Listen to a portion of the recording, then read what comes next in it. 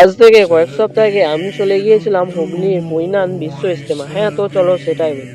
সন্ধেবেলায় রেডি হয়ে দেখি যে আমাদের গ্রামে বাস চলে এসছে। এরপর বাসে চেপে কিছুক্ষণ যাওয়ার পর আমরা দাঁড়িয়ে পড়লাম বাস স্ট্যান্ডে, কারণ আমাদের পিছনে আরো 4টে গাড়ি ছিল, সেগুলি আসবে তারপর ছাড়বে।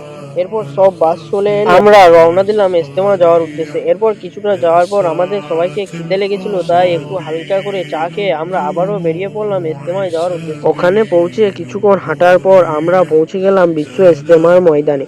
ময়দানে পৌঁছাতে দেখি যে লোকের আগমন হয়ে গেছে, ওখানে দিচ্ছিল ফ্রিতে চা, তাই আমিও একটা ফ্রিতে চা খেয়ে নিলাম।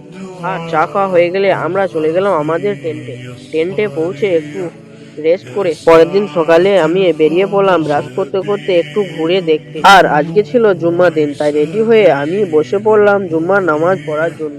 এরপর জুম্মার নামাজটা পড়ে একটু রেস্ট আমরা বেরিয়ে পড়লাম ঘুরতে যাওয়ার জন্য। আর আমার ফোনের ব্যাটারির চার্জ শেষ হয়ে গিয়েছিল, ওই কারণে পুরো ভিডিওটা তোমাদেরকে দেখাইতে পারলাম না।